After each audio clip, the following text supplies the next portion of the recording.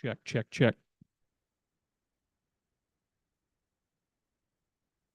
Check.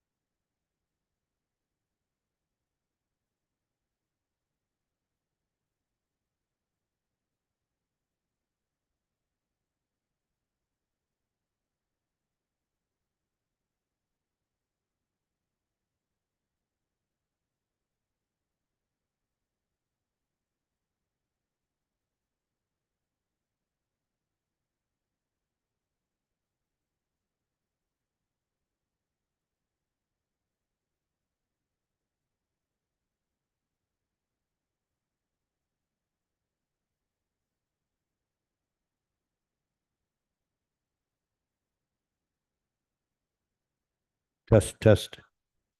Is it just the audio on the computer, right? We good? Test, test, test.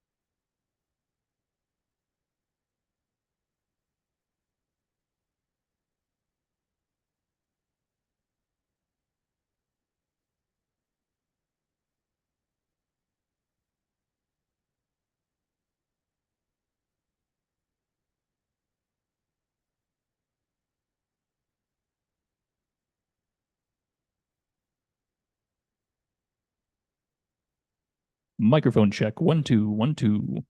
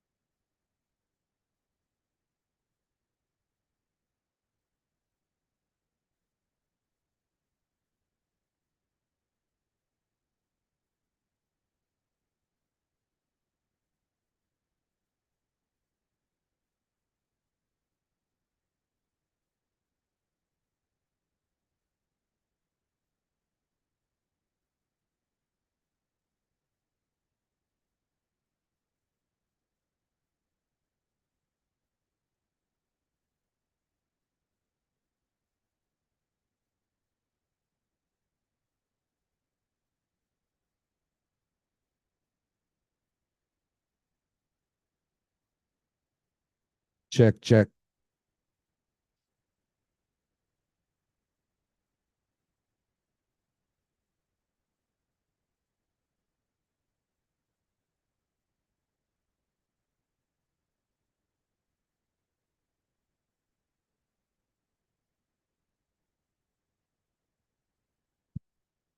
Check.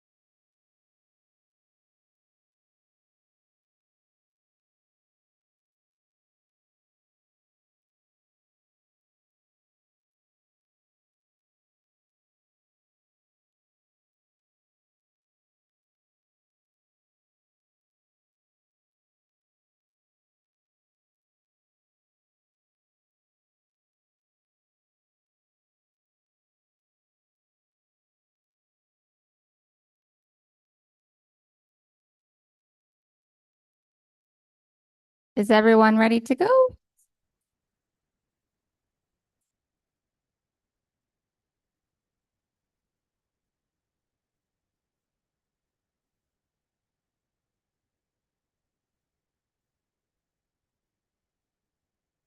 Okay. Thank you, everybody, for joining us. Today is Tuesday, August 27th, 2024, and this is the special meeting for the Litchfield Elementary School District Governing Board. I hereby call this meeting to order. The first item on the agenda will be the Pledge of Allegiance. If you could please stand and join us.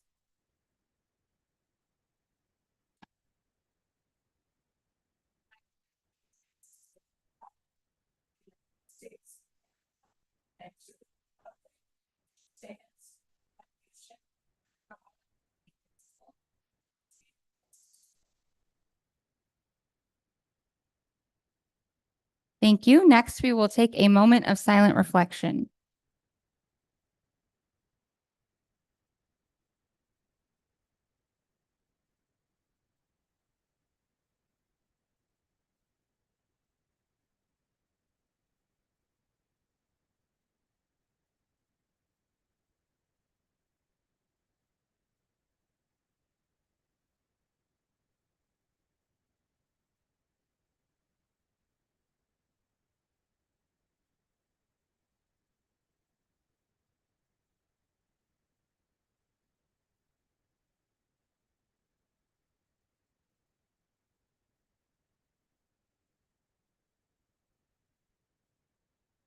Okay, we are going to move on. The next item on the agenda is going to be the Attorney General's revised disposition on open meeting law complaint 2021-0018.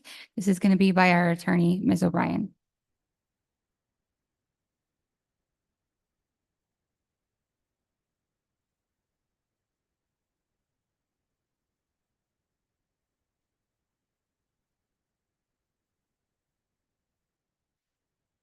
All right. Good evening, board members. It's good to be with you tonight. Hold on just a sec. Can we give her one of the mics just so that people can hear, because it's not picking up the sound. Oh.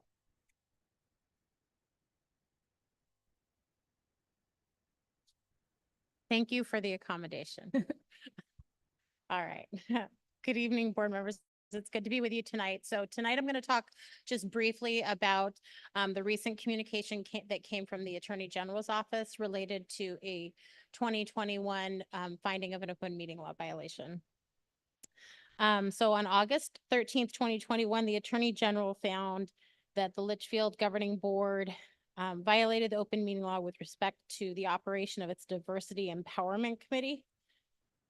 Upon a de novo review of the evidence by the Attorney General this last year, along with an updated opinion issued by the Attorney General, the office overturned the open meeting law finding against the district and concluded that no violation had occurred. So if I can just provide you with a little bit of background on what the original case was, the AG's analysis on why it's actually not a violation, and then I can answer any questions. That's okay? All right. In 2021, the office found that the Diversity Empowerment Committee was a public body subject to the open meeting law and that it failed to hold public meetings. The office drew this conclusion because, quote, the board authorized the district superintendent to establish the Diversity Empowerment Committee, and because its purpose was to provide a specific district-wide policy that was later presented to the board in final form for adoption. The office had also noted that the DEC was comprised almost entirely of district employees and included one governing board member. Last year, the district submitted additional information at the invitation of the Attorney General and evidence regarding this complaint that noted an apparent conflict between that determination and a similar opinion of the Attorney General in 2023. The Attorney General determined that there was not a violation of the open meeting law for the Diversity Empowerment Committee because the DEC was not a committee of or appointed by the board, nor did the board solicit a policy recommendation from the Diversity Empowerment Committee. The open meeting law requires that a committee is formed and operated by a superintendent to her authority, absent specific direction by the board, is not a public body subject to the open meeting law. An advisory committee, on the other hand, is one that's officially established by the public body for the specific purpose of making a recommendation to the public body. Other committees may also be considered of or appointed by the public body, depending on the degree and type of public body's involvement. What at issue in the prior Attorney General violation was regarding policy CE, which is still currently in force. And it allows the superintendent to establish advisory councils, cabinets, and committees when deemed necessary for proper administration of board policies. And that this work would be done by such councils and committees as defined by the superintendent. In general, we describe those committees of the superintendent as purely administrative, right? Separate from the advisory committees that the governing board takes legal action to approve.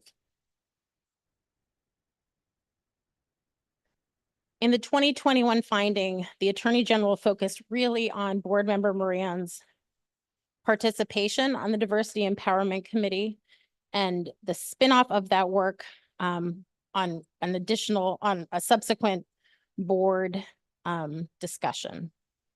And then at a study session in 2020. The Attorney General really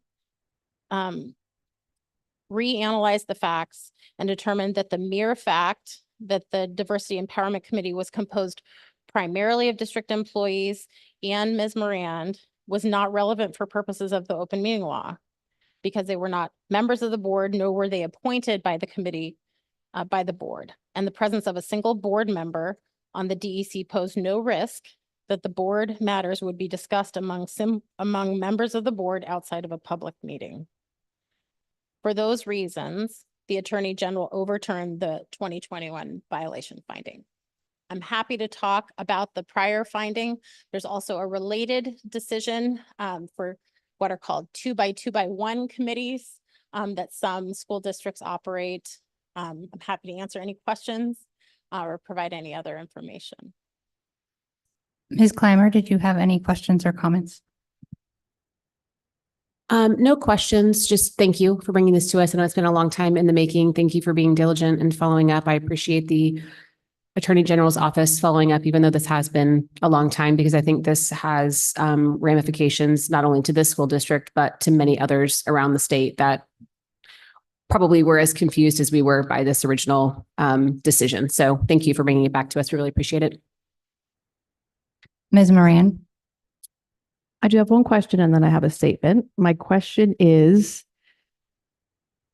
tell me more about the related decision, because one of our priorities is to make sure that we are following open meeting law. And we were surprised by the previous Attorney General's decision when this was made, because that was not what we were told was within the parameters of open meeting law. So is there something else we need to know about this additional opinion? Sure. So in the opinion that was issued for Litchfield Elementary and then this related opinion, and it is I-24-004. It's available on the Attorney General's website, and I can provide it to Dr. Davidson so he can share it with you. Actually, I think it's in your materials. It's Exhibit B at the back of the board materials for this agenda item. So the Attorney General really talked about the analysis of whether a gathering of board members, whether it's 2 or 1 board member, it's really a fact-intensive analysis by the Attorney General that they take on a case-by-case basis. So in both Paradise Valley and Scottsdale, their superintendent was using what they call 2x2x1. So their 5-member board met in groups of 2 and then a single to receive information about future agenda items.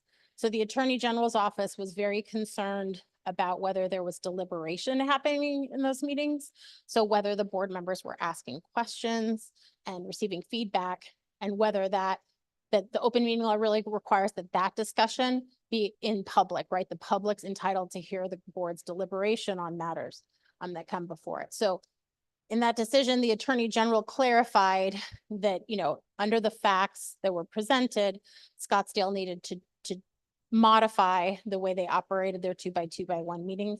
And one of their suggestions would be for those meetings to be purely one direction information, right? So that the superintendent's just telling you information to kind of give you a ramp up on what might come before you on an agenda.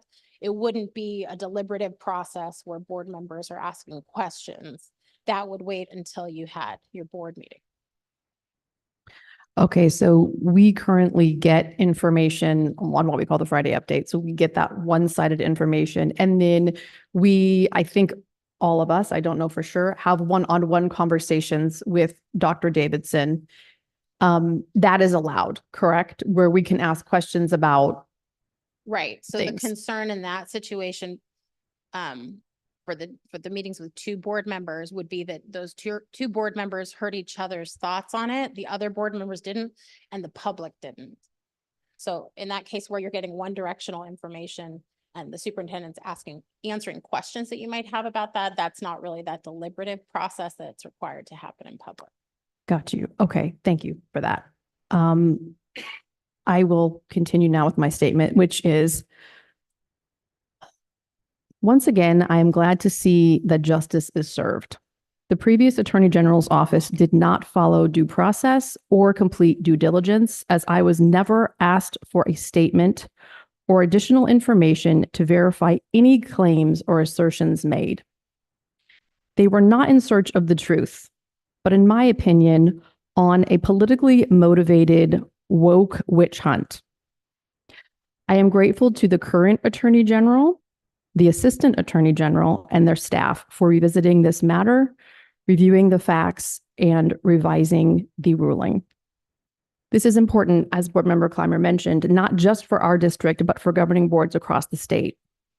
The previous findings set precedent to restrict board members from participating in committees and increase barriers to participation by determining any participation would be subject to open meeting law. I appreciate the common sense application of open meeting law and am grateful again that the matter was revisited and the finding revised. Ms. Wallace, did you have any questions or comments? I do not. Thank you.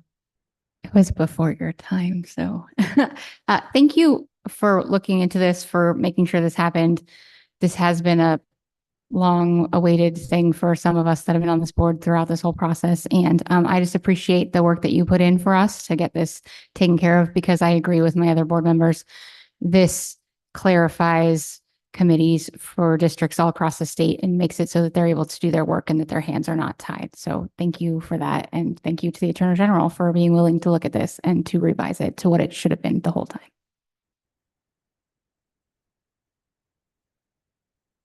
And if there are no other questions or comments, we will just move right along to the next item on the agenda, which is public requests to speak, which I do not believe we have any. So we will move right along to the adoption of the agenda and approval of consent agenda.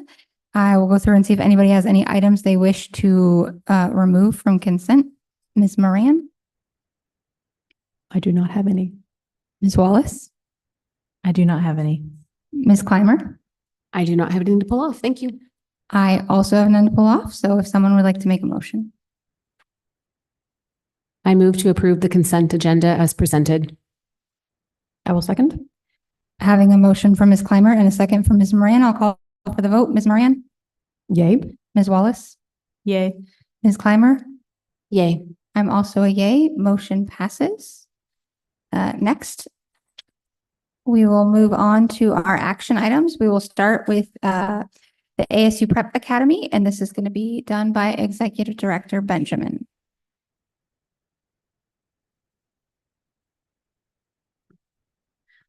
Good evening, Madam President, members of the Governing Board. I am bringing forth an opportunity for our students for ASU Prep Academy.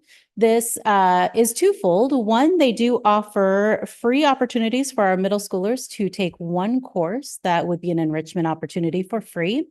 The second piece, which is actually why we started looking into the ASU Prep opportunity, was we have students at Palm Valley Elementary School who in sixth, seventh, and eighth, if you are in another one of our campuses, you would have the opportunity, if you've met the threshold, to move up to a seventh grade math class.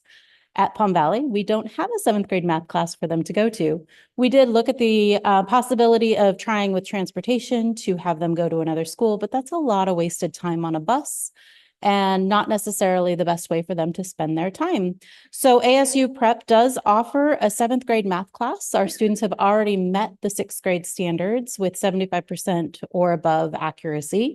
And the seventh grade math class would cost $325 per semester for each of those students. Currently, we have 3 that would meet that qualification.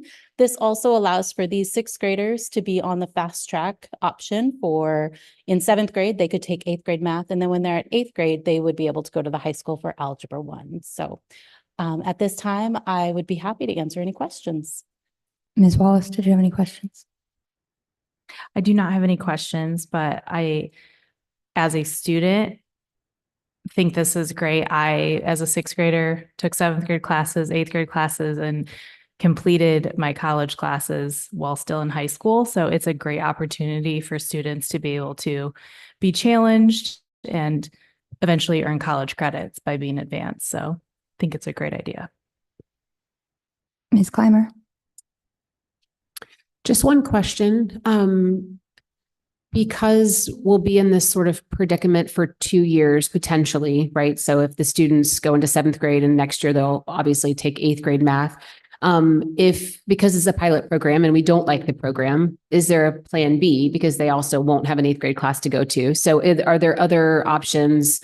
I'm hoping this is going to work out beautifully. It's going to be amazing. If not, do we have other options at our disposal that we could explore for these students so they don't get stuck kind of in the interim? There are a few other options. We could do a 0 hour. Currently, Palm Valley is doing during their time, we have another teacher coming over to do band. So that is a possibility that we could have one of our teachers come and do that.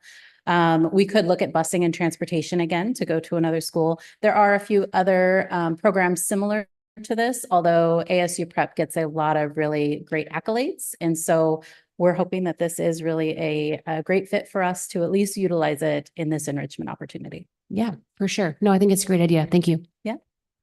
Ms. Moran? Yes, most of my questions were answered, but I do have one more that's remaining. So what would this actually look like if I was a student doing this? Am I going to do this math class online when my other peers are doing their math class, or am I doing this at home on my own time? Tell me more about the process. Great question. So it will be during school. We were talking with Dr. Hill and she's kind of brainstorming with her staff what this could look like. It is online, but there also is an ASU teacher that maybe not every class, but will show up, will also be working with the teacher to let them know if there's anything that the students are struggling with that maybe that sixth grade teacher could help for the seventh grade pieces. So it could almost be a small group as well, where the teacher is still able to teach some of those skills necessary and needed. Okay, that was my main concern of making sure that those students, even though they're advanced, that they would have support behind that. Because normally, as you said, they would move up to the next grade and that teacher would then be responsible for that. And that is why there is a cost to this program, where the other ones that are free for the high school credits that our middle school can take, there is not a teacher that's attached with it. And we felt it was still really important that there was still somebody supporting. Just because these students are advanced doesn't mean that they know the seventh grade standards. So yeah, Okay. Thank you. Okay, so then just to reiterate, this is a temporary agreement or proposal based on the specific situation at Palm Valley. We don't anticipate expanding this to other schools or anything based on what we know now, just based on the circumstances that we're in. The part that we could expand to other schools would be the free piece, not the paying for other for classes. So it could be the high school courses that are free. That could be an enrichment opportunity that we provide at the middle school if we're liking how ASU Prep is going. Okay, thank you. I don't have any questions. I think this is a great opportunity. It's a great way to think outside the box and make sure that all our kids are getting what they need, especially at Palm Valley, where they're in this unique spot, right, where they don't have the higher level, but they're going to be a K-8 in a couple of years. So I appreciate that we've figured out a way to make sure those students get what they need as well. Mr. Owens could not be here tonight, but he did want me to share that he loves this idea. So he is happy that you're bringing this forward. But I don't have any other questions. If there's no other questions, then if someone would like to make a motion. Can I just add one more comment? Though? Absolutely. So what I really like about this also is the fact that you know, as a public school, public entity, we don't always get to customize or meet students exactly where they need to be. And I think this is a great way of showing that our teachers, our administrators, they really care about each individual student, because we are bringing this super small population to the board for us to have a discussion about this when it's impacting very few students. So I think that's awesome. So I will move to approve the ASU Prep Academy for Palm Valley sixth grade students to take seventh grade math as presented. I'll second. Having a motion from Ms. Moran and a second from Ms. Clymer, I'll call from the vote. Ms. Wallace? Yay. Ms. Clymer? Yay. Ms. Moran? Yay. I'm also a yay. Motion passes. Next, we will move on to the ASU Accelerated Pathways Enrichment Opportunity, which will also be presented by Executive Director Benjamin. I feel like we just have this ASU partnership. Our colors are ASU. It just works really well. This actually is a long time coming. Speaking of our fast track students and those that go to Algebra 1 at the high school, if you have had a student who's gone through that, you know that when they come back to Litchfield and start their day, they actually are sitting in the back of an 8th grade math class, which they don't necessarily need, or they are a TA for a teacher, or they're sometimes able to take an extra special. So what we were able to do is we worked with ASU Accelerated Pathways, which is separate from ASU Prep, whole different side of Arizona State University. And they also work with Agua Fria. So they have the opportunity for students to get college credit. And we looked at what Agua Fria is offering their students, and we chose 2 classes that are not a part of Agua Fria's, but also fit with our Litchfield learners. So we looked at COM 100 and CIS 105. Both of those are communication, problem solving type skills. Students are not required to take this, but it could be an opportunity to take this if they chose to. So if their parents and the students wanted to, they could start to get some college credit. The cost to the district is $25 per student. And then if they want to get the ASU credit, it would be $400 for the parent. As you know, if you've got college children or have taken any college classes, that price is very, very cheap for credit hours. However, it is costly for a parent who might not be looking at college yet. So it is not a required piece. The district will cover the $25 so the students can take the classes.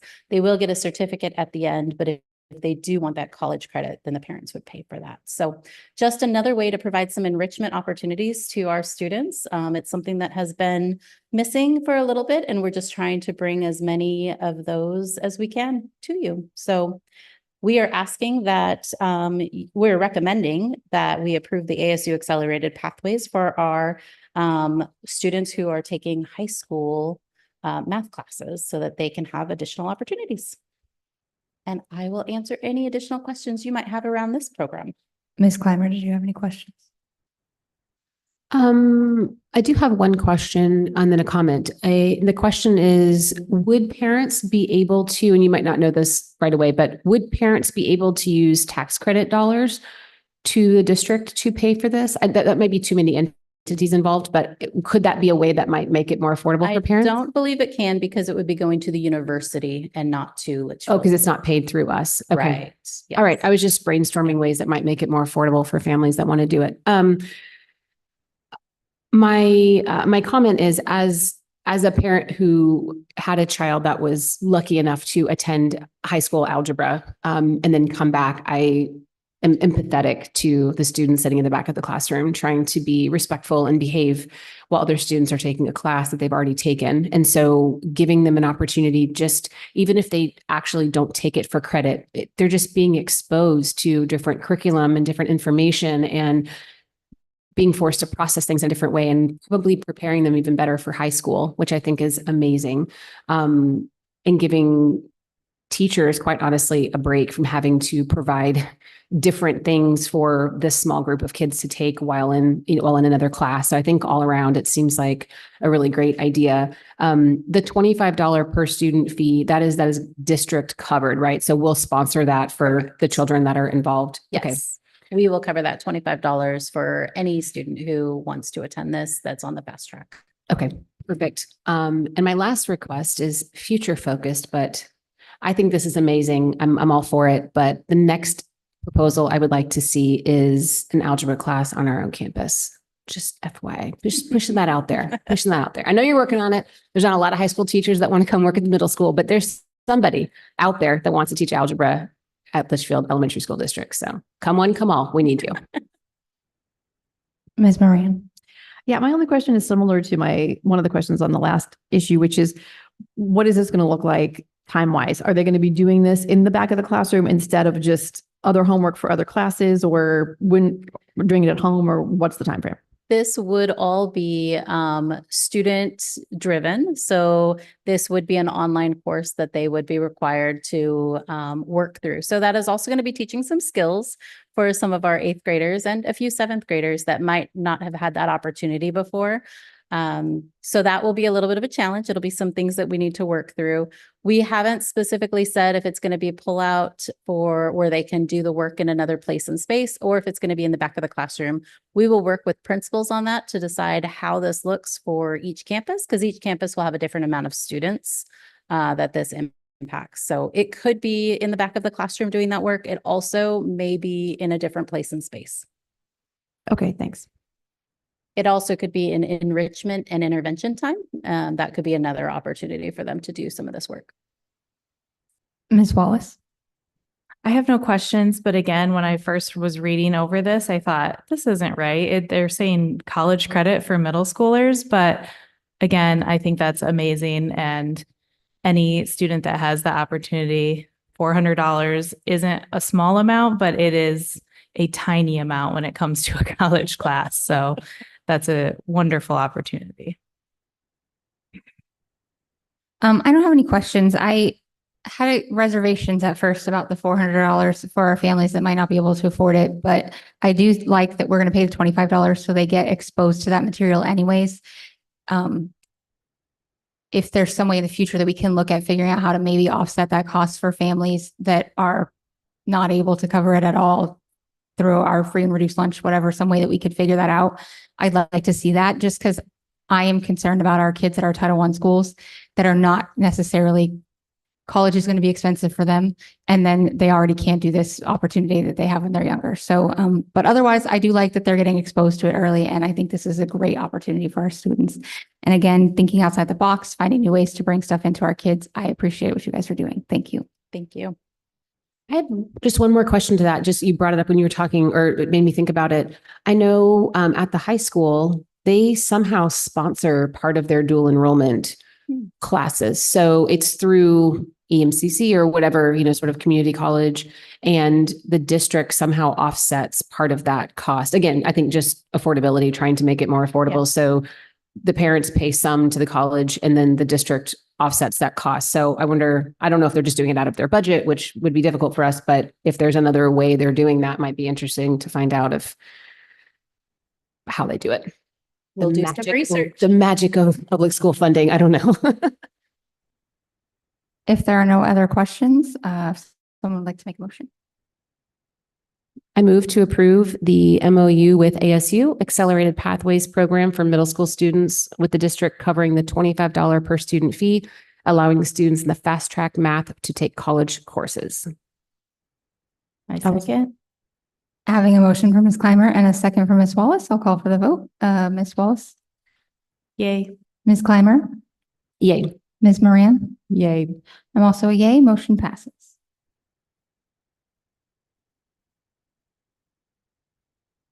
Next, we will move on to the rental agreement for Attorney Park. This will be by CFO Vaughn and Executive Director Stone. Good evening, Madam President, Governing Board members, Superintendent Davidson, colleagues, and community. Thank you for joining me tonight to discuss the rental agreement for Attorney Park that the district would like to enter into with the West Valley Soccer Group.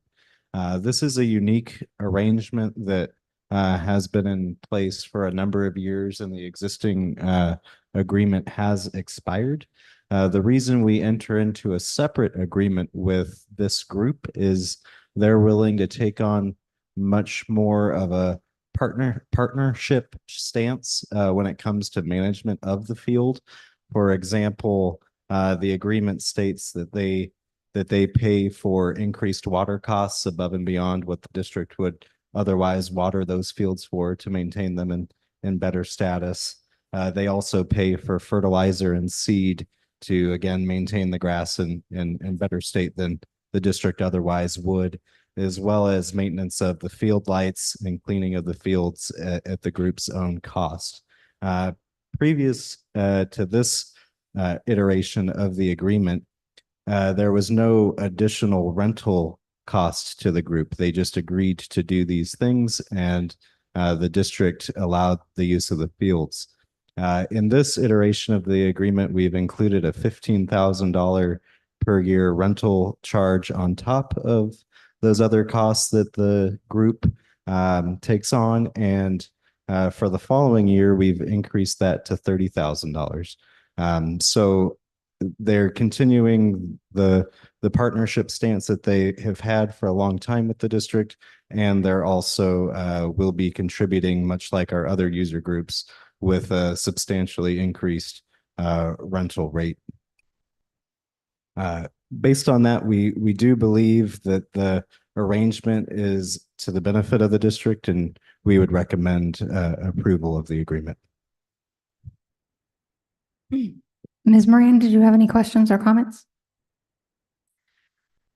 Yeah, just tell me a little bit more about the background, because, you know, I go by Western Sky in the mornings. There's soccer groups out there over the weekends using their fields. I know we own a property at Thomas and 144th or whatever, wherever that is exactly. I think somebody uses those on occasion. Why the different treatment, I guess? Because I'm assuming those other groups are using the new fee schedule that we have proposed on a kind of event by event basis versus an annual agreement. Yeah. So those other groups don't engage in taking on that additional ownership of the management of the field. This is the only group that we work with that has come to us and said, you know, we'd really like you to water more, and we're willing to pay for it. We'd really like you to fertilize the fields in a certain way, and we're willing to pay for it. And because of that partnership in truly managing the space, we feel that constitutes some value to the district, obviously, and can help offset a lower rental fee.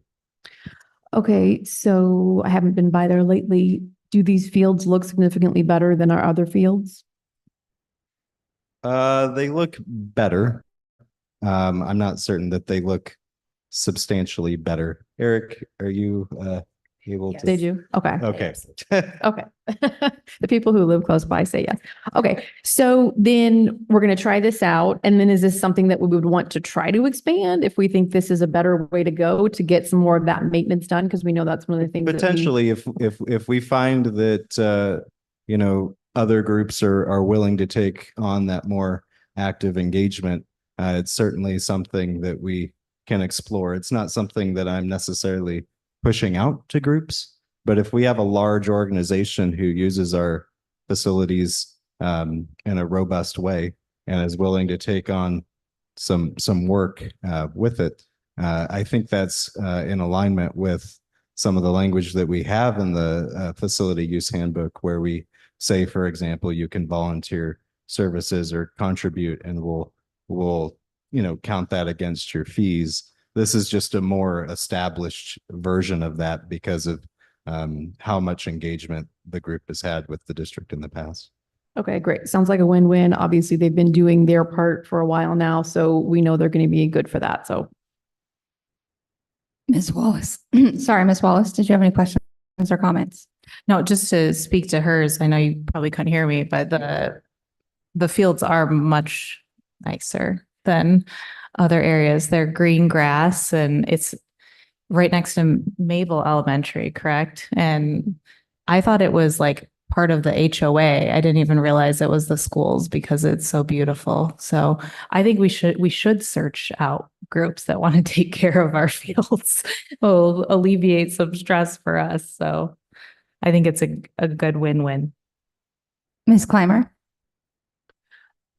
Just one question. On page 2, under the list of things the club shall do, on number 15, almost to the end, it says resolve complaints from residents regarding issues related to the usage of fields. Club shall notify the district regarding any complaints related to the usage of the fields. My concern is this. They are not representatives of the district. So I just want to make sure that even though they represent the fields, because they pay for them, and I completely respect that. So if they want to address complaints from nearby, I mean, there's several houses that look right onto that property. So I understand there may be some complaints from residents. I do want to make sure that we are in the loop on that, because if we're talking about families that are in our district or families that attend our schools, I just want to make sure we are in the conversation and it's not their responsibility to be resolving disputes because they may not resolve them in the way that we would. Does that make sense? Yeah, we still definitely end up hearing Okay. about it. So that's not as much of a concern Okay. for me. If I'm honest with you, though, a majority of this language is the prior agreement, and we just modified, for example, the rental fee. Basically, the pieces we were trying to modify, because Okay. what we've found is for a large part the agreement has been relatively successful, and so we weren't trying to change too much about it. Sure. Well, point if well it ain't taken. broke, don't fix it. So I just wanted to make sure that at least, and if you feel like you are in the loop and you're hearing that, just want to make sure that they're not speaking for us if we might answer the question differently, or if someone, has a complaint that's not being resolved, that people still understand that we still are the owners of the property and, would be able to negotiate something if something were to come up. So, okay, thank you. I have no questions. I'm all about finding win-win situations. This seems like a win-win for us, so I'm all for it. And if there are no other questions or comments, I will entertain a motion. I move to approve CFO Vaughn to enter into rental agreement as presented with West Valley Soccer. A second. Having a motion from Ms. Moran and a second from Ms. Clymer, I'll call for the vote. Ms. Moran, Yay. Ms. Wallace, Yay. Ms. Clymer. Yay. I'm also a yay, motion passes. We will now move on. We are doing so good, guys. We're going to move on to discussion items. We'll start with our English language development program update, and this is going to be by Jen Larson.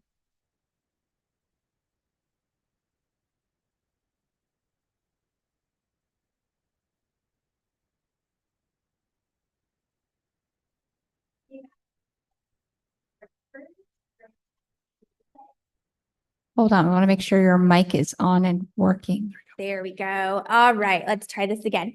Good evening. Thank you so much for allowing me to present to you tonight, to come and give you an update about our English language development program.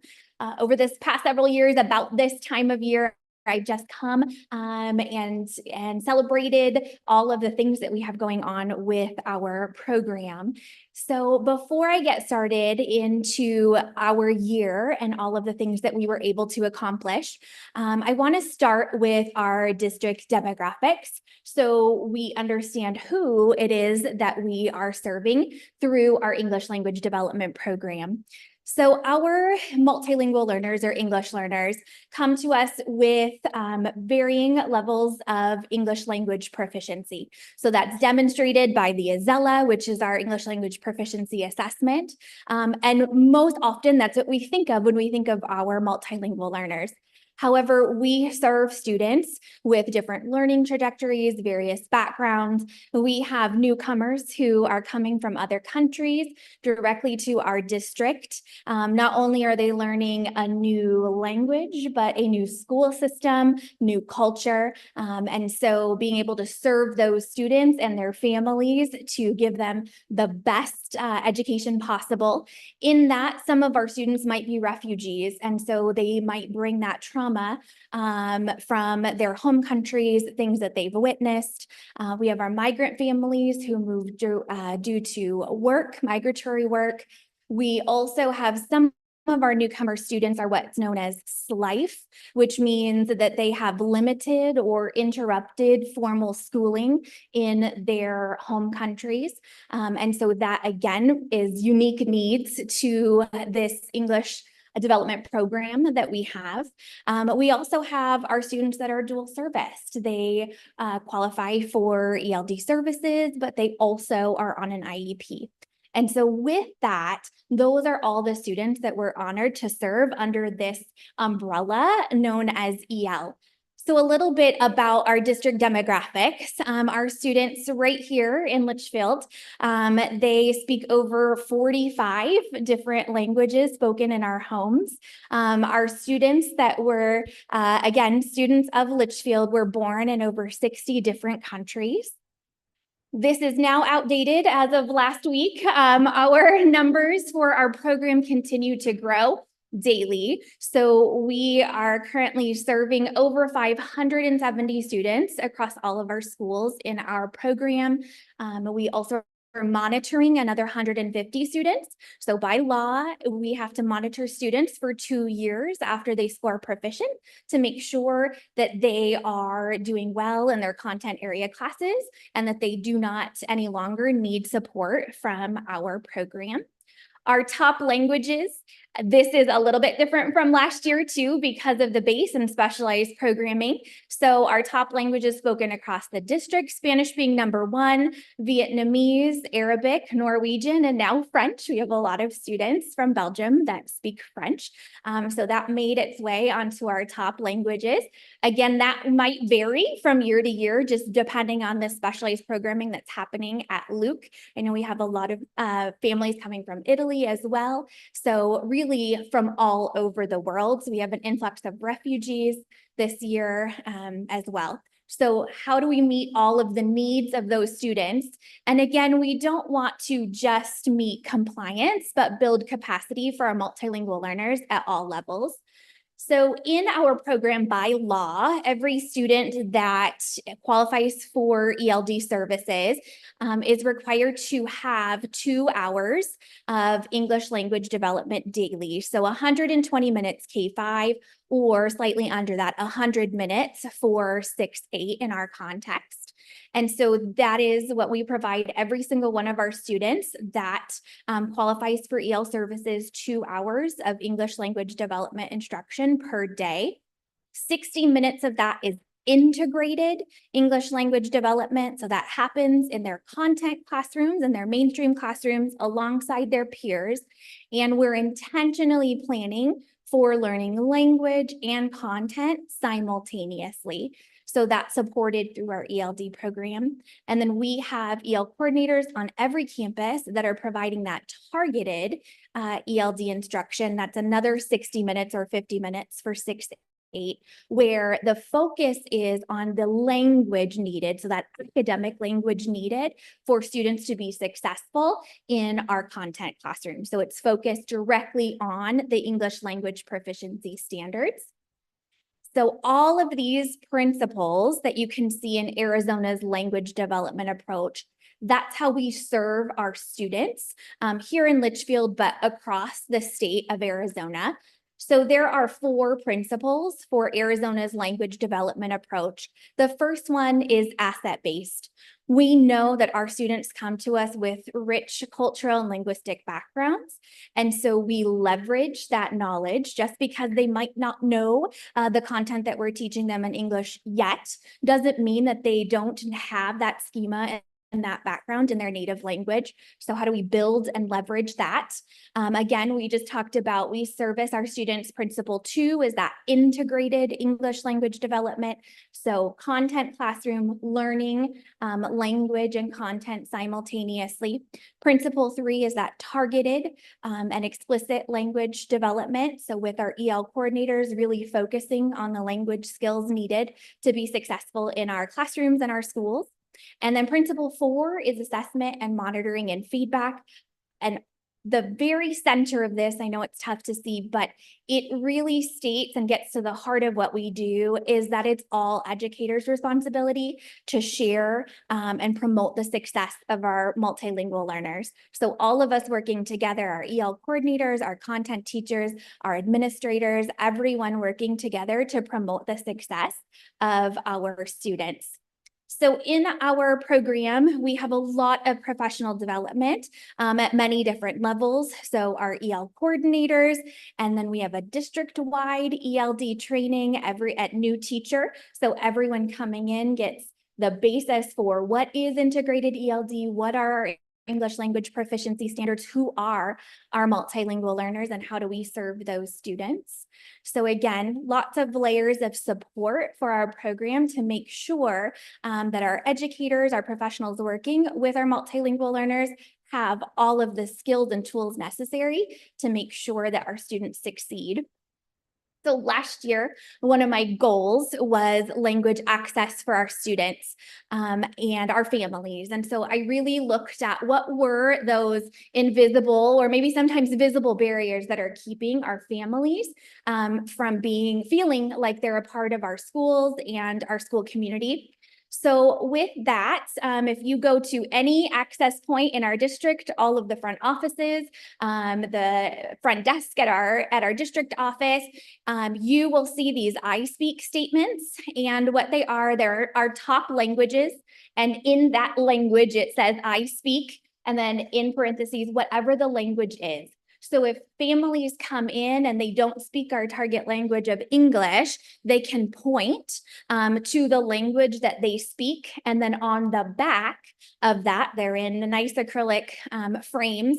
On the back of that, we have partnered with Language Line Solutions, and they are on demand interpreter support. So right on the back is how our staff can access to an interpreter right away so that they can meet the needs of all of our multilingual families.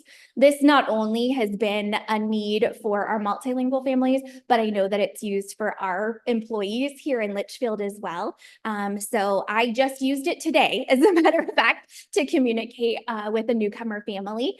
So this has been something that I've been incredibly proud of because it eliminates the need for the middleman. If somebody needs something and they need to talk right away to a family that speaks a language other than English, they can pick up the phone and there's on-demand video conference or phone conferencing so that they can reach out to our families to answer any questions or to communicate needs from our district. Right along with that parent engagement, something that we started last year were Cafecitos. And what those were, they were parent meetings that were held all in Spanish. So it was advertised in Spanish for our Spanish-speaking families. And not only were they our multilingual learner families, because some of the students may have exited the program, but just a way for our Spanish-speaking families to come into our schools, get that information in their native language and their heart language, things that we wanted communicated out from the schools. So messages that we shared with them, Parent Square, how to enroll in Parent Square. And then a lot of the time, we left it open for questions. What questions did parents have for us? How could we navigate things that parents asked were they wanted to know how to volunteer in our school? So helping them fill out the volunteer application and go through that process. So just making sure that our families have access to our schools, even if they don't speak the target language of English. And in that, we also took opportunities of how do you promote language and literacy at home, even if it's not in English, but how do those skills, interpret and those foundational skills can carry over into having us add English to their repertoire. Again, another thing that we did for family engagement was our multilingual family literacy night. This was our second annual that we held back in May. And I was so pleased with the turnout. We tripled from the first year, the number of families that we had in attendance. So during that night, we had breakout sessions in both Spanish and English for parents. Again, it was literacy activities. How do you promote language and literacy in your own home? Because we know that they're their child's first teacher, right? And so how do we make sure that we leverage what's happening in the home, building those foundational skills so that we can then add on and get those students proficient in English. So parents also, students got to go book shopping, so they got to walk away with free books. Every family had a bilingual Three Little Pigs book. We brought in the Great Arizona Puppet Theater. And so again, introducing them to performing arts, but also building literacy. And then at the end of the night, we had a celebration. So this was on my heart to do for a long time. And so last year was the year we added it onto our multilingual family literacy night. We got to celebrate 120 students who scored proficient on the Azella reassessment. So it was a super fun night. Parents were just so proud of their students. So we had medals and certificates. We had photo opportunities.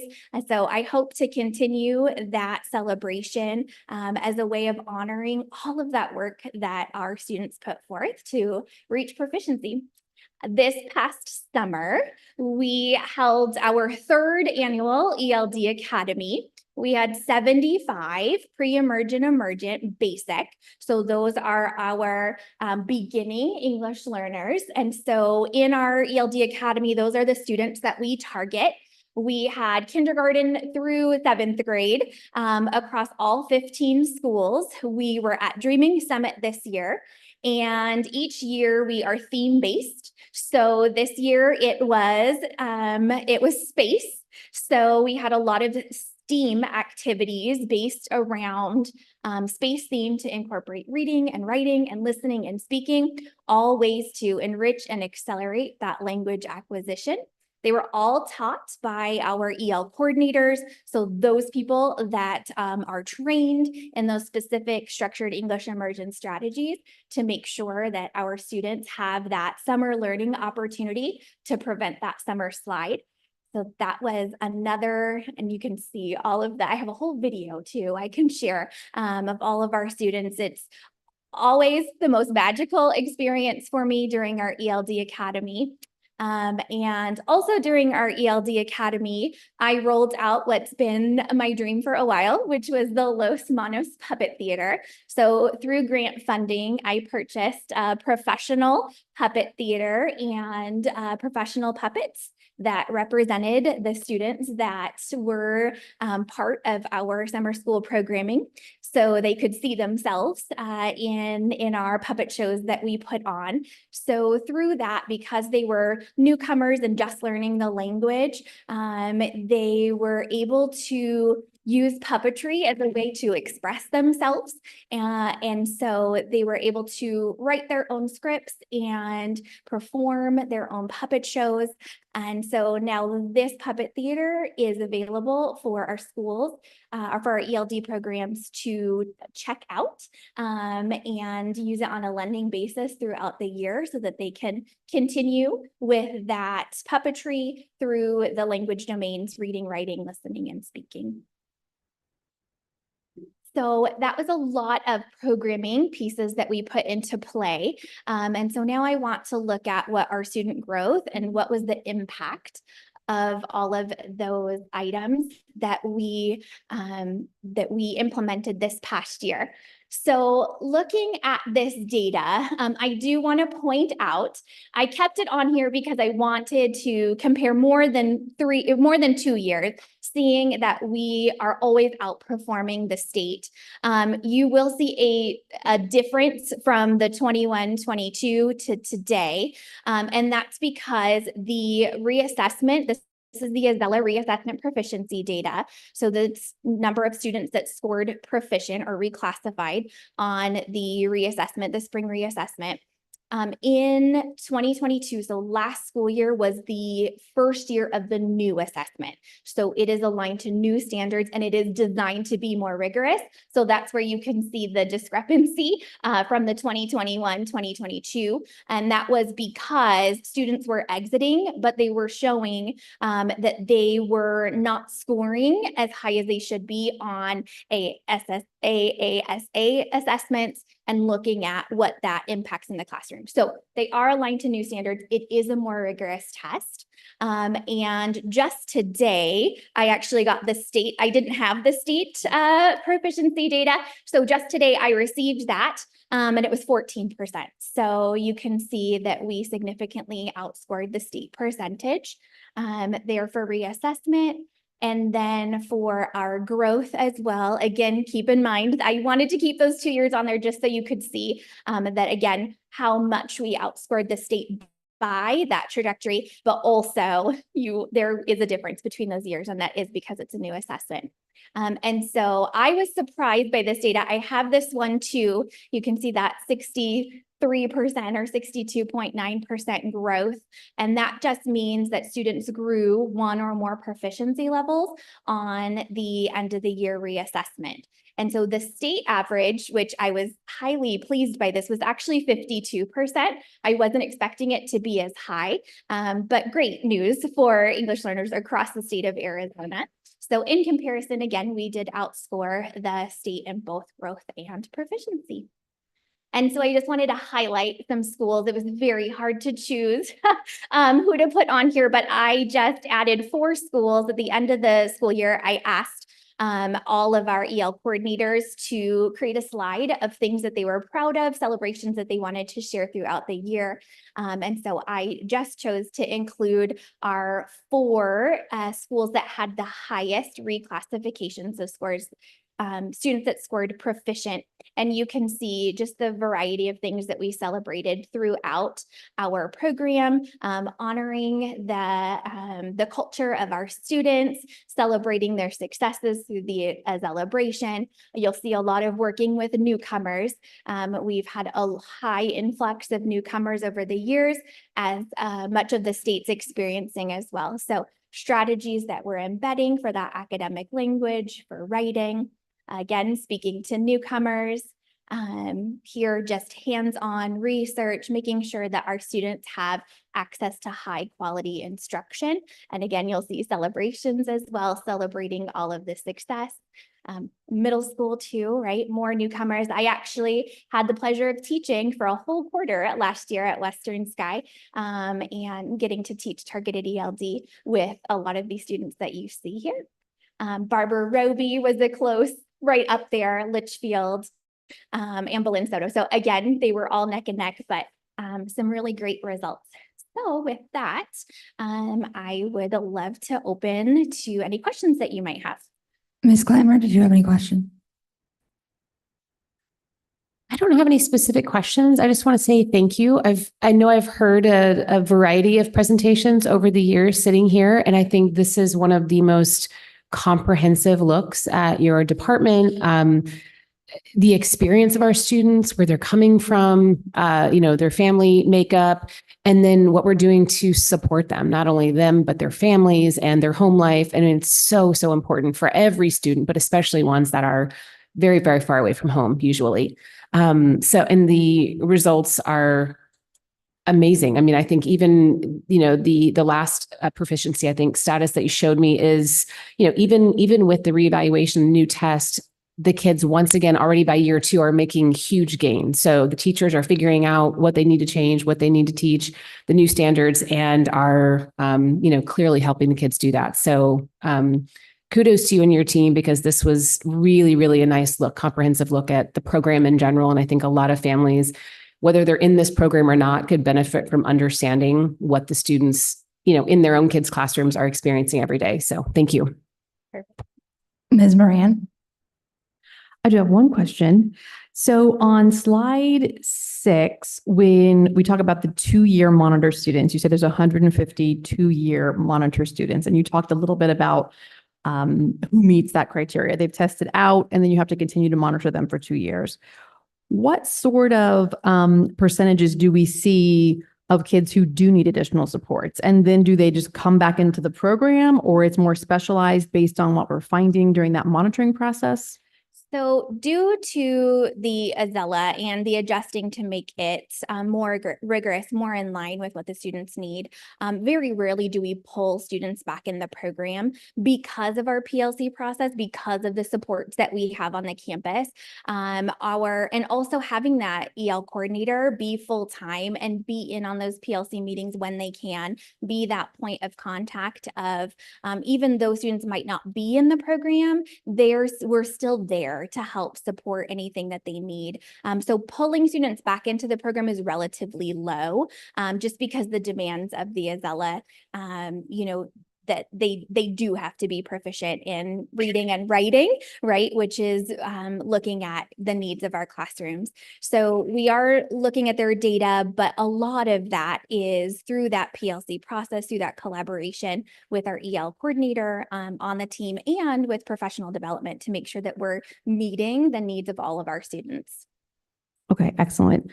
The only other thing I'd like to add is, as you know, I attended the multilingual learner family event, and I was just so impressed because it just really brought home to me that it doesn't matter what your native language is. All of those parents want their children to be successful, and we were helping to support them, some in their native language, some in English, and it was just really beautiful. So I think overall, our EL program is helping to reduce the barriers and helping to increase student success. And so I'm just really glad that this program does have the success that it has, which is evidenced by the data, as well as the wonderful programming that we've been able to implement. So keep up the good work. Thank you. Ms. Wallace. I don't have any questions, but I just want to thank you for your passion and your dedication to this program. It's very evident listening to you present about it. And I think that the programs that you are putting in place to bring the families in is so important. This is a population that typically doesn't feel comfortable coming into the school, and you providing the iSpeak charts and the events specifically for them is so important. And it's evident that they appreciate that by coming to those things and getting more involved with their children in the school. So like all parents, they want what's best for their students, but they a lot of times have reservations because of their own language barriers. So I applaud you for finding ways to bring them in and do that. And I think the graduating from the Azella is adorable and a great little celebration for that population specifically. So thank you. I don't have any questions either, but you are doing a fantastic job with this program, and it's evidenced by our data, right? Our students are performing, they're doing well, they are learning what they need to learn because we are making sure that we are meeting the needs of all our students. So thank you for all the work that you put into this. And I did not get to go to the multilingual event last year, so I'm very excited to try and do it this year. I'm very much hoping there's no conflicts this time because I really would like to go because I think it's amazing what you're doing in getting our families on our campuses, because that's the most important way for our students to be successful is to make sure that we engage their families. And the fact that you are finding ways to do that, I think the iSpeak thing is like my favorite thing from this presentation and how you have that everywhere. I do see that every time I go in to meet with Dr. Davidson at the district office. And so I've always kind of been like, oh, I think that's pretty cool. And now I know about the background of it. And I think that's awesome. So thank you for all the work that you and all of your team is doing. Thank you so much. It does take a village. It is my entire team. So thank you so much for all of that support. I appreciate it. Thank you. Thank you. Next, we are going to move on to our high impact teams, and this is going to be by Dr. Doozy and Executive Director Benjamin.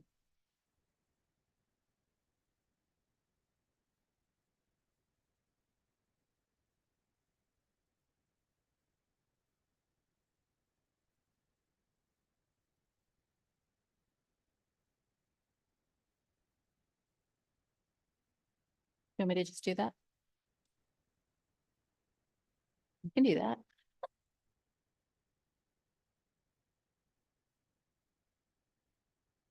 Slideshow. Thank you. Got it. Awesome. Good evening, Madam President, members of the governing board. This evening, we're bringing to you high impact teams. This is some work that our district guiding coalition did last year, and we were able to roll it out this year. So we just wanted to showcase what we've been doing and what this looks like and sounds like. Oh, it's going automatically. Let's stop that. It just has a mind of its own.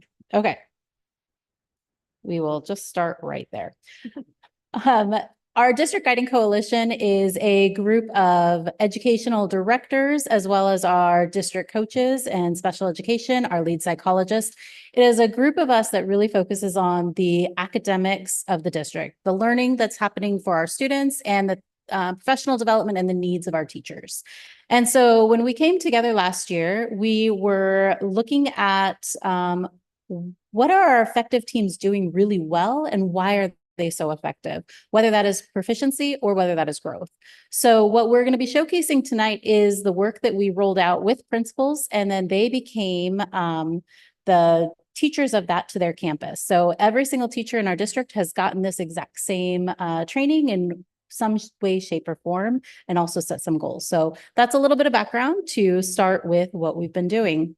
Basically, we were rolling out professional learning communities first. We want to make sure that when principals were rolling this out with their staff, that they understood what PLCs are, because this is a foundation for us in our district. We also made sure it aligned with the Litchfield learner. Oh, now there we go.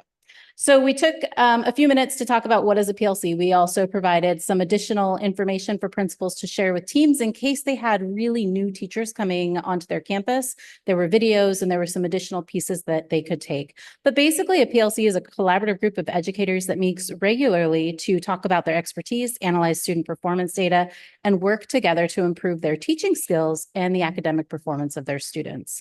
A PLC is basically a cycle of continuous improvement.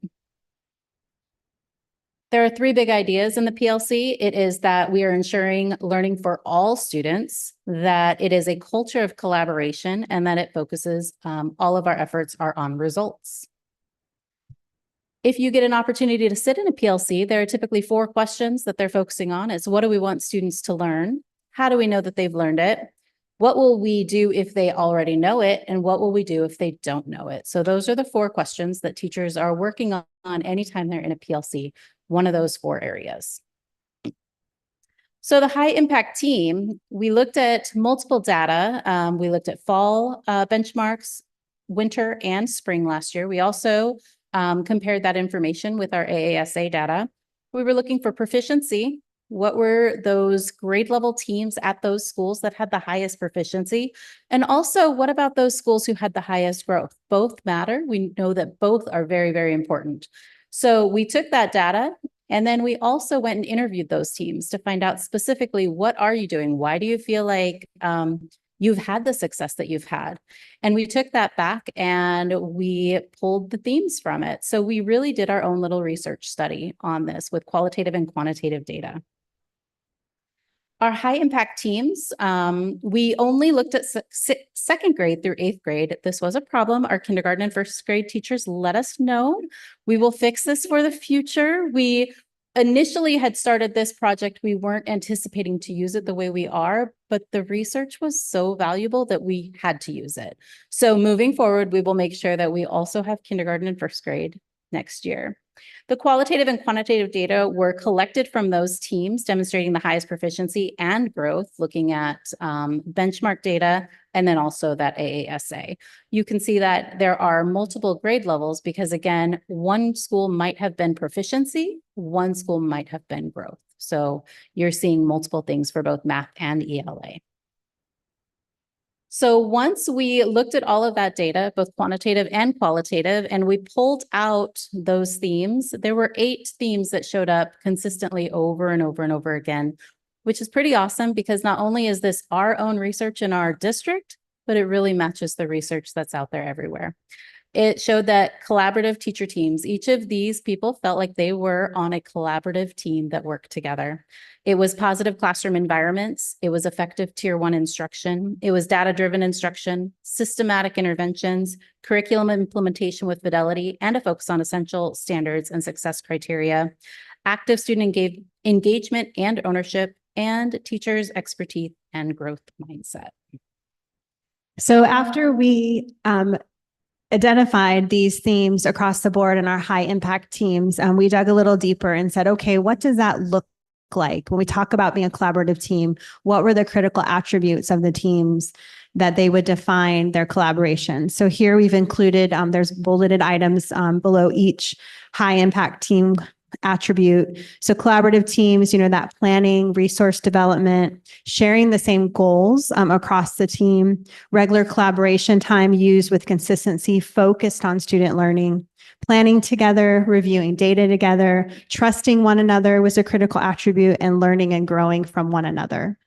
In a positive classroom environment, the critical attributes that we saw: consistency in those classroom routines, high expectations, a safe learning environment, maximizing instructional time, that sense of urgency, right? Not wasting any instructional minutes, using different engagement strategies, and then students owning their learning.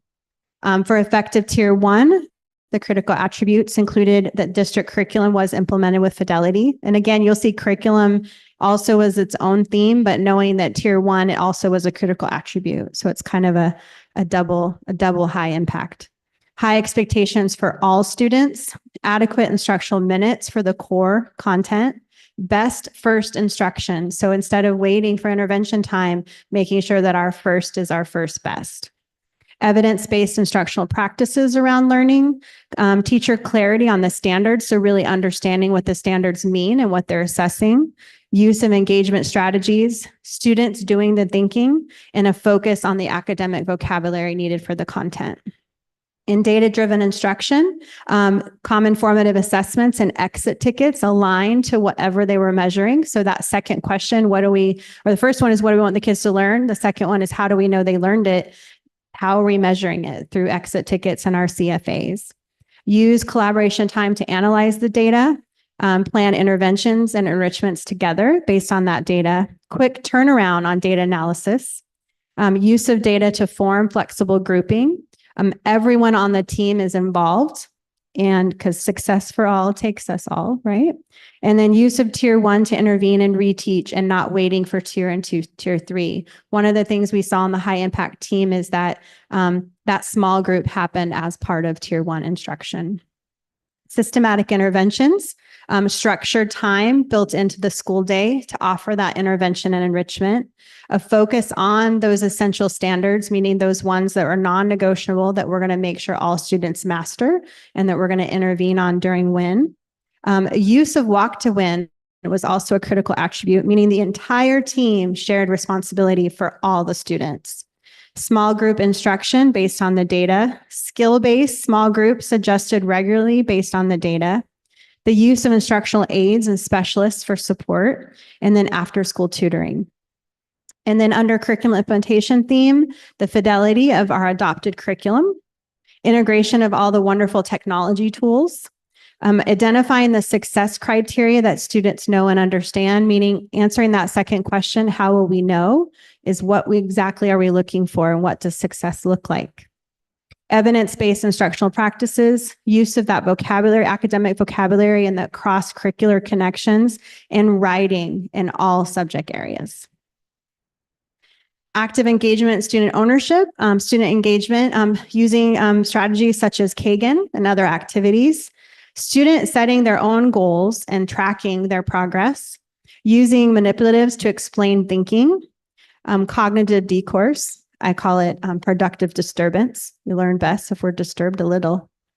And self-monitoring of their own progress, metacognition, so thinking about their own thinking, and opportunities for retakes and improvement. That really is not about if you get it, it's when you get it, because you are going to get it.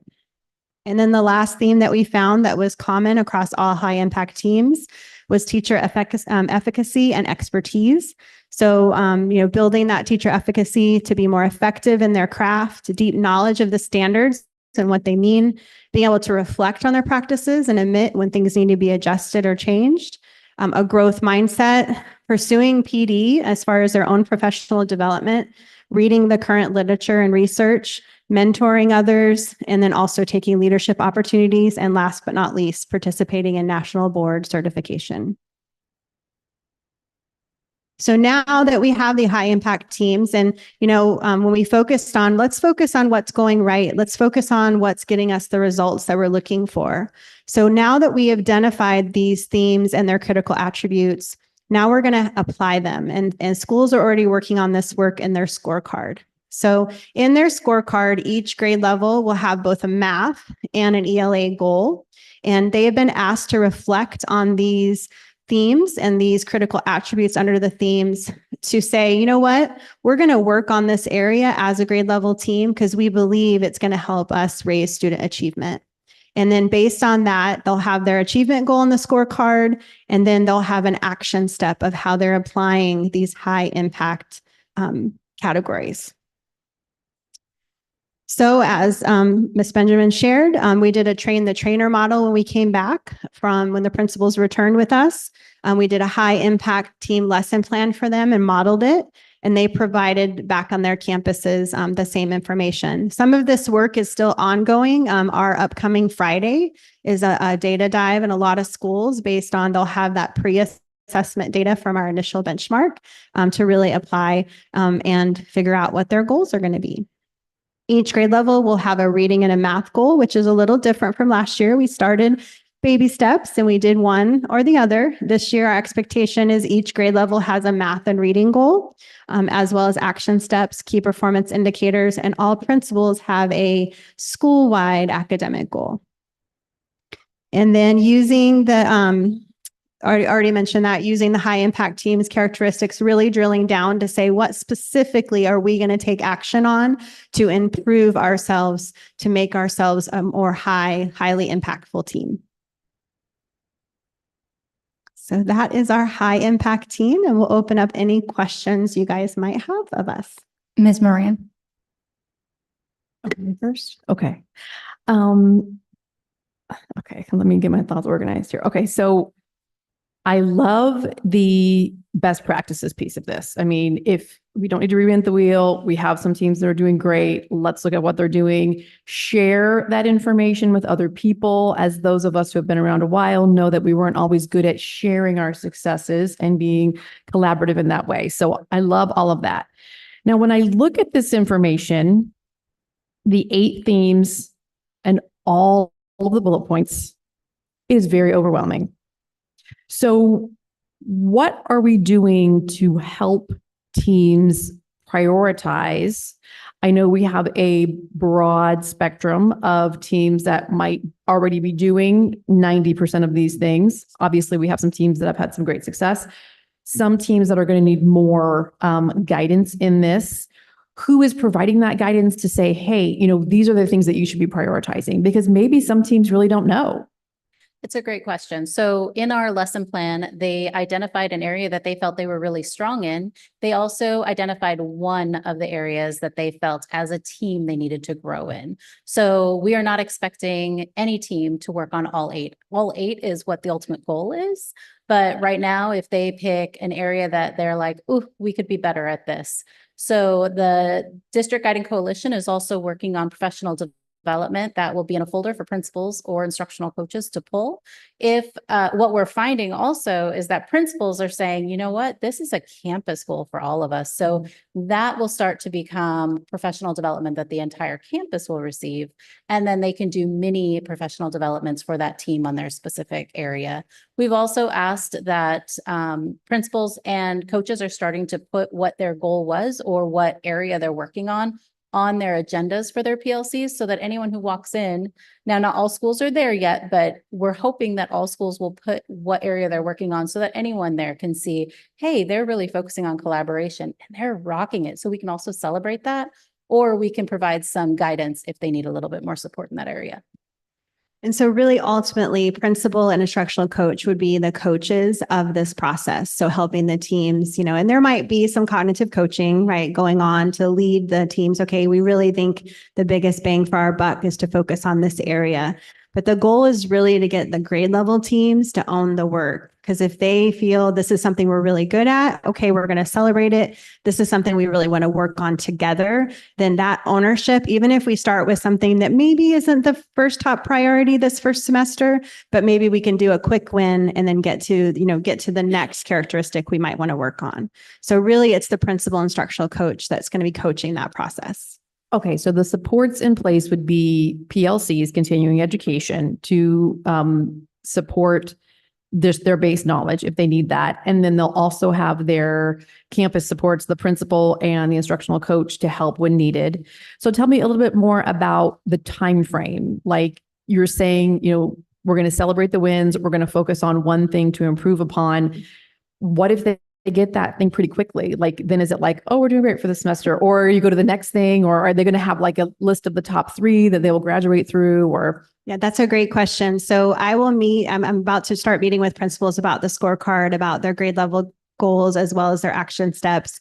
And so we're going to check in mid-year to see where they're at. And absolutely, if they have gotten and mastered that, we should move on to what's next. So it should really be fluid. But to begin with, we just said we want you to pick one and to focus on it and to really, master it and really make it something that you can be a role model for, right? That we can. Another thing too is our district guiding coalition also, we divided up the schools and we're all doing at least 3 PLC visits this quarter for each school, unannounced, just popping in, see how and that's another opportunity.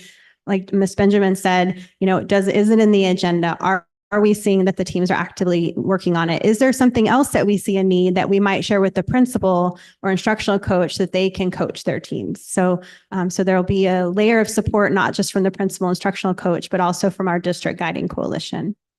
Okay. And this is obviously an investment in our teachers to increase their skills, which eventually we're hoping will result in increased student success.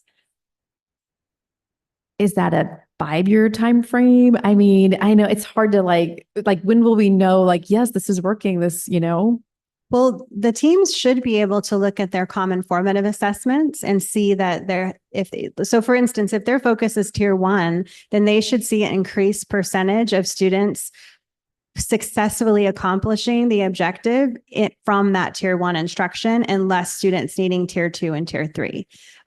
It just depends on which area that they're looking at as far as the timeline. As far as student achievement gains, the PLC process proves that gains can be made in a year with students. If we're intentional, we're targeted, and we really focus on students mastering and ensuring that we don't go away from that. We make sure that students master and we keep trying to get them to master it no matter what. And that's what those essential standards are all about. And that's what we do interventions around.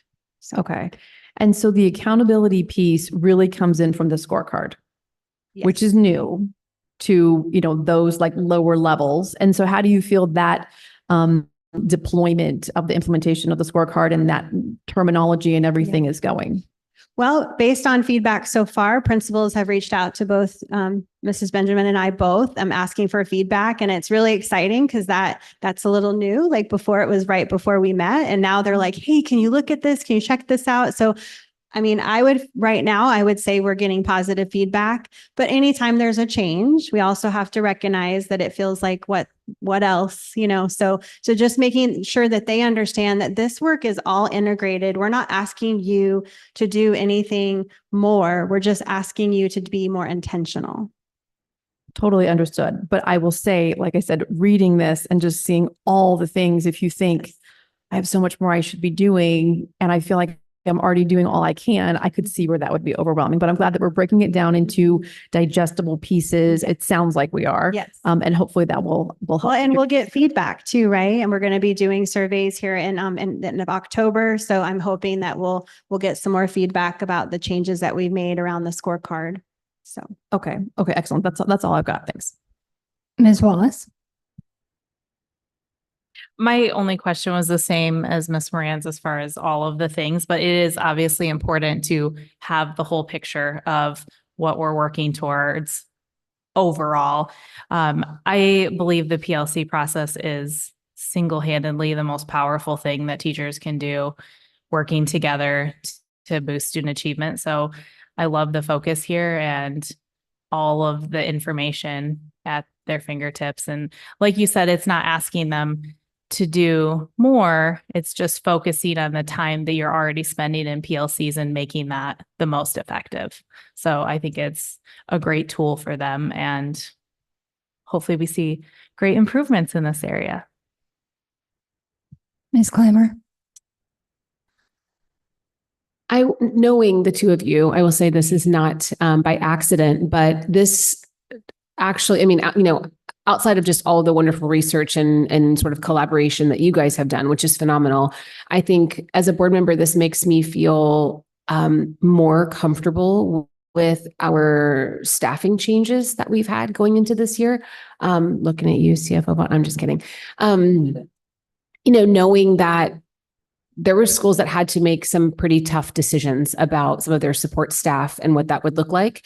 And I think this is a very well-researched, very well put together path to success, where despite a lack of resources that you've maybe had in the past, there are still things that we can do that we're already doing that we can just get better at doing.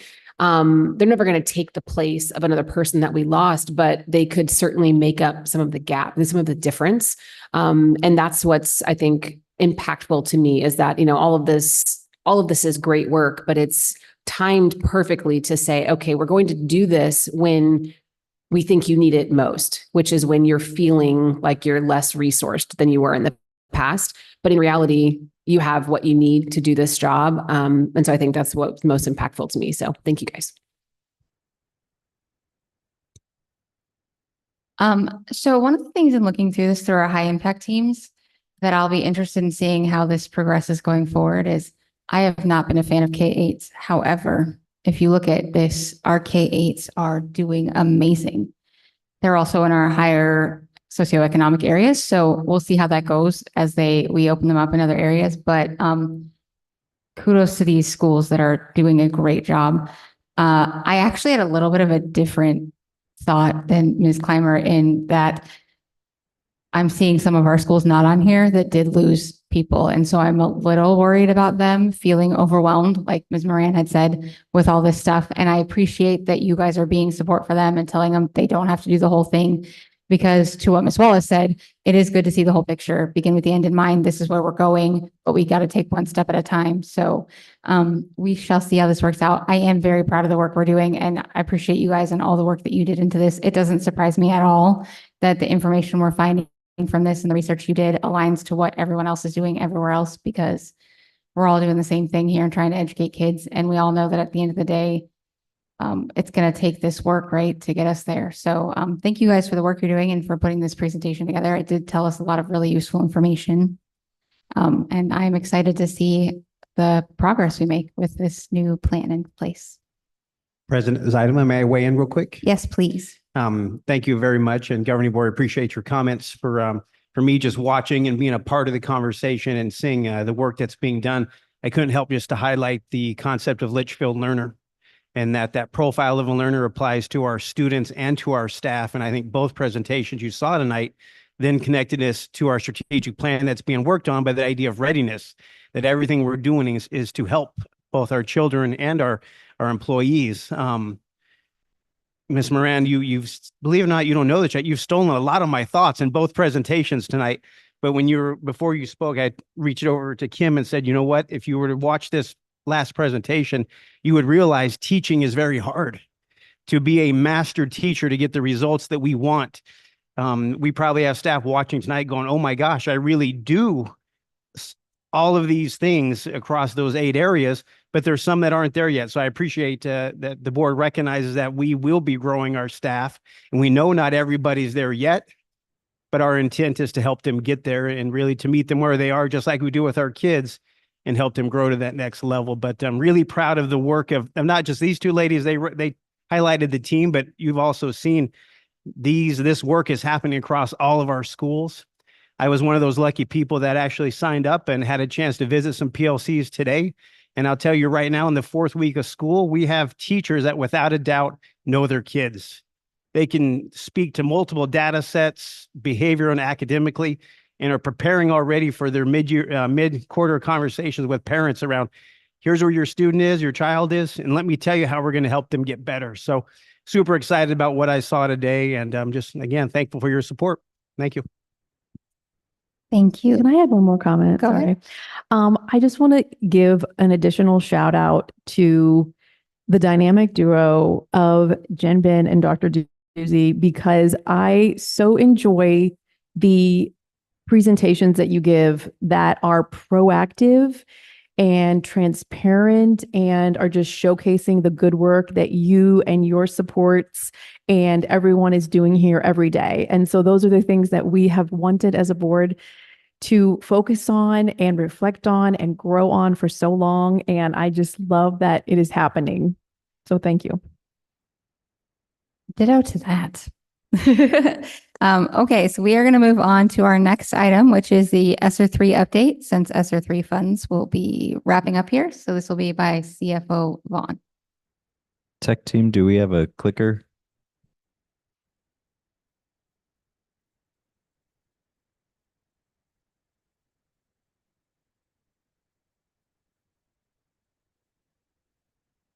Good evening, Madam President, members of the governing board, Superintendent Davidson, colleagues and community. Thank you for joining me tonight for an update on the district's use of ESSER 3 funds, which was provided to the district to help combat the impacts of the COVID-19 pandemic and related learning loss.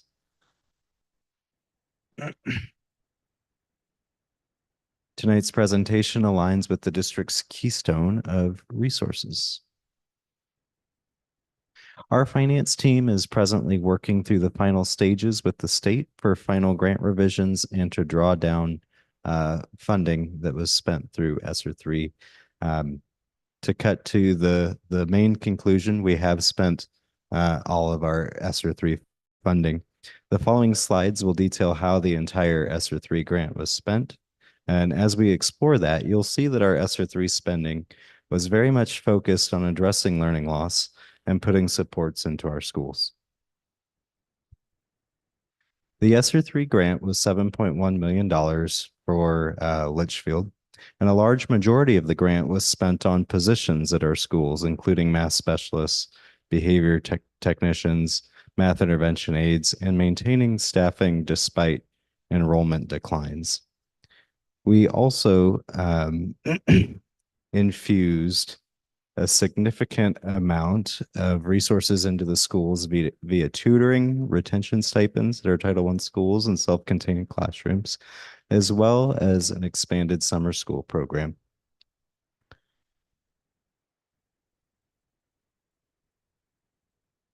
Our largest spending of ESSER 3 outside of salaries and benefits came in the form of support for contracted teachers.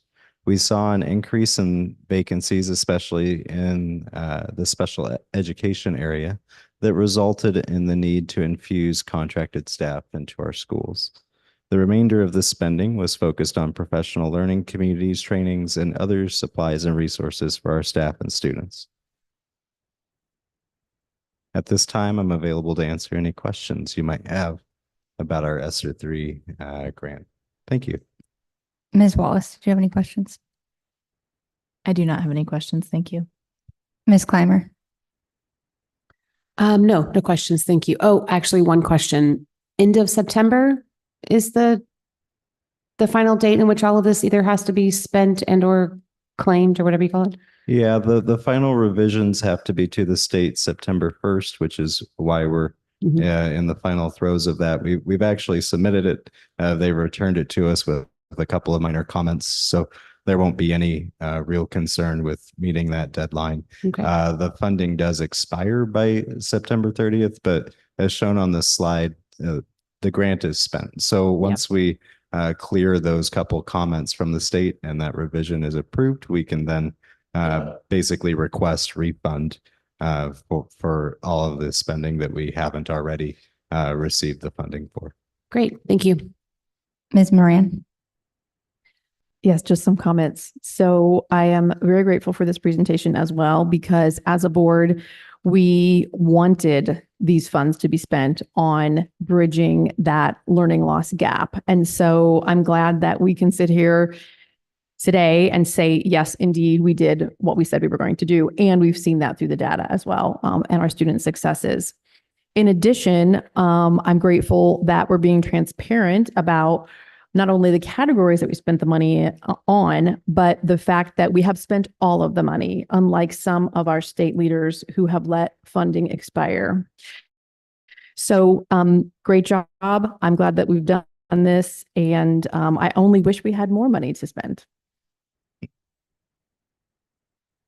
Don't we all wish that? Yes, thank you for putting this presentation together. It was important to me. I'd asked that we make sure we have this on here, knowing that that date was coming, that funds had to be spent, and knowing that some districts are scrambling to spend the last of their money, which I cannot understand at all, because we will spend all the money that the state wants to give us in a great ways, which you can see by how we spent our money. Thank you for putting this together. I do think that all the funds that we were able to receive through this is a testament to what better funding can do for schools. So anybody that's listening, that's important, if they want to see why funding schools better is more important, please see that our students are succeeding because of the extra funds that we got, the extra resources we were able to put in place, and the extra people that we were able to work with our kids. And with that, if nobody has any other questions, I think that we are ready to move on to the next items, which are going to be all first reads of policy stuff. We will start with first read of policy EBAA, which is going to be by Executive Director Stone, who's going to share a few first reads with us. Thank you, President Zeidema, governing board members, Dr. Davidson, cabinet, and those listening online. We'll go through a few of the first reads for some ASBA updates. EBAA is reporting of hazards or warning systems. This one refers to pesticides used on campuses, and really it's just aligning to conform to the current statutory requirements. It's removing some current ARSs that don't fall into it anymore. We still will post within a certain amount of time, 72 hours. It will go to the point of contact at the school.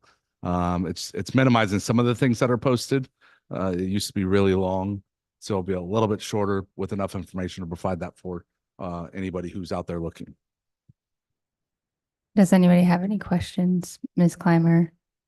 No, I don't. Ms. Moran? No.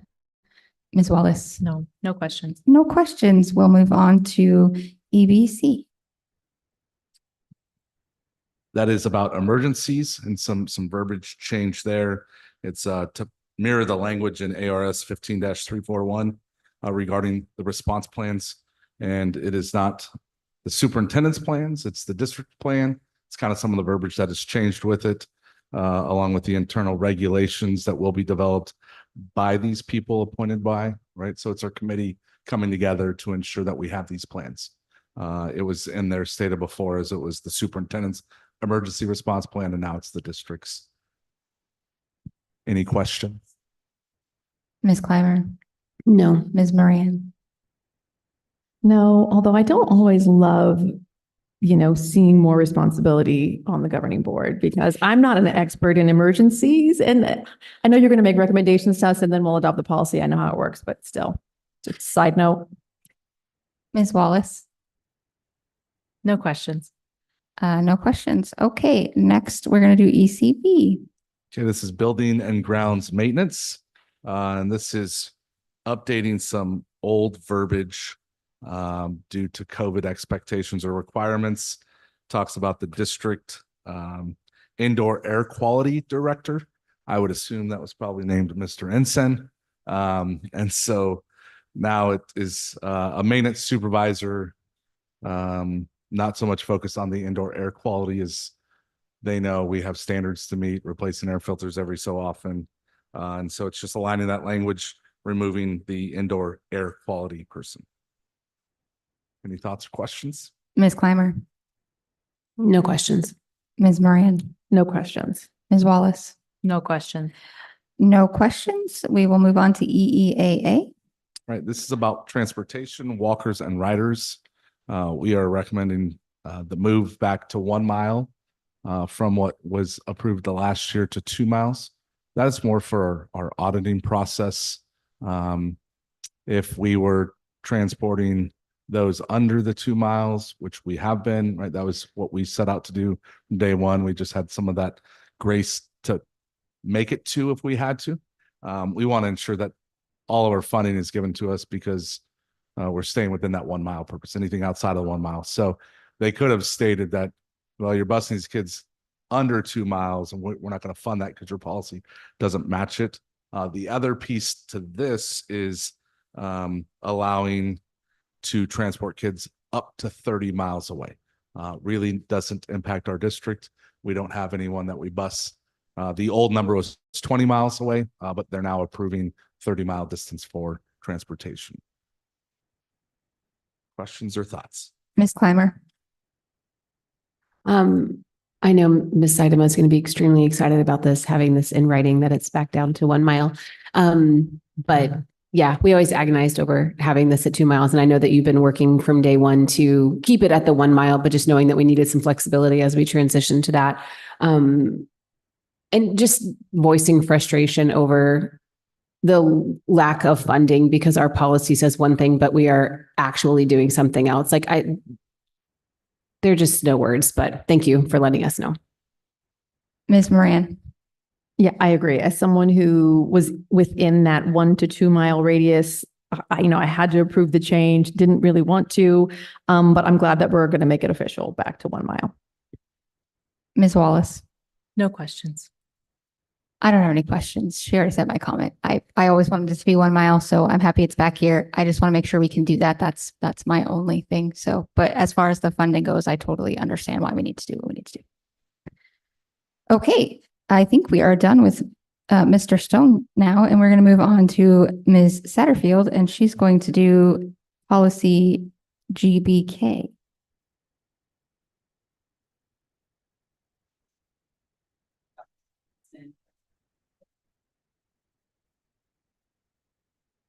Excuse me for that error.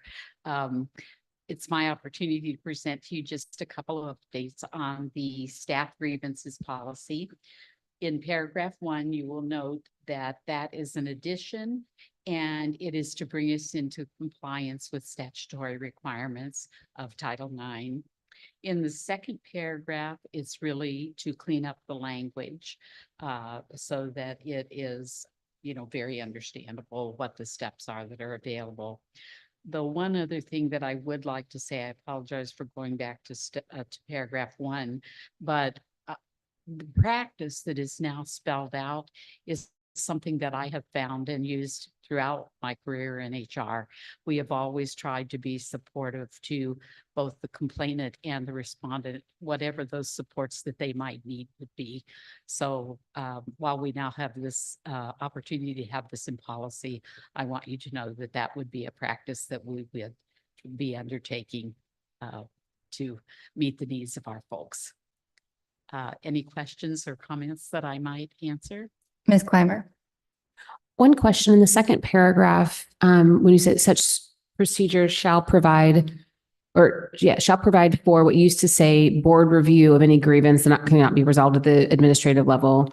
That sounds like the board will review everything that comes to me. Maybe I'm reading that wrong, but it sounds like that. But now it says it provides for an appeal to the board for review, meaning is it optional that the board reviews it, or will the board review every complaint that comes to the board that can't be resolved at the administrative level?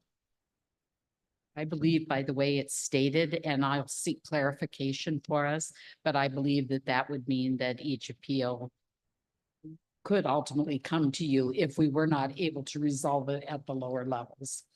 Okay. And then the board would Here, that be required to review that and have the appeal, or review it and be able to determine whether we need to have a whatever the hearing or whatever the procedure would be. I'm saying, is the appeal optional by the board or not, or is it mandatory?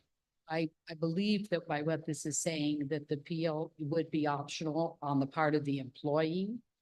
And then I would think that it would come to you and you would make a determination if you would hear that appeal based on what had happened at the various stages of the grievance procedure. Always with the hope that we would resolve it at the lower levels. Of course, makes sense. Thank you. And I think the critical verbiage there is the shall versus will. Since it's shall, then it's optional. If it was will, then we have to do it from a policy standpoint. I thought shall was you have to. No? I don't know. I believe it comes back to the opportunity. I'm not, English isn't my major, but I think that the shall would be the opportunity where will would be that it would occur. Okay. Actual legislation, shall is you must do. Like in ARS, like state, everyone's looking at me like I'm crazy, so I must be wrong. I don't think you're crazy. That's what it means in like our policies about our open enrollment priorities and stuff. You shall do it this way. But Dr. Davidson, were you wanting to? President Zeidelman, I think for tonight's conversation, certainly we just wanted to brief you on what the policy changes, but I'll share this when we come next for the actual vote on this policy. We'll make certain that we have informed the board using not just a policy, but our regulation. We'll clarify some of these things so that when you do choose to, if you choose to vote for it or not, you'll be fully informed on how that process works. Okay, thank you. Ms. Moran, No questions. Ms. Wallace. No questions. I have no questions either. We are going to move on to policy GCF. Okay, and this one, policy GCF, which is our professional staff hiring. The change here is just to bring us into alignment with the statutory requirements under Title IX. Ms. Clymer, any questions? No questions. Ms. Moran, No questions. Ms. Wallace. No questions. No questions. We will move on to the last one, GDF. Okay, and this is the same policy, but as it relates to our support staff. And it is speaking to bringing us into compliance with the statute, again, as it relates to Title IX, so that we're ensuring that we have good, solid practices in place. Ms. Clymer, any questions? No questions. Ms. Moran, No questions. Ms. Wallace. No question. No questions. We're going to be so policied out by the end of this year, ladies, and Ryan, who's not here. Okay, with that, then I will entertain a motion to adjourn since Mr. Owens is not here to do it tonight. I will do it for him. I motion to adjourn the meeting. I'll second. Having a motion from Ms. Wallace and a second from Ms. Clymer, I'll call for the vote. Ms. Wallace, Yay. Ms. Moran, Yay. Ms. Clymer. Yay. I'm also a yay. Motion passes. This meeting is adjourned. Thank you guys for joining us.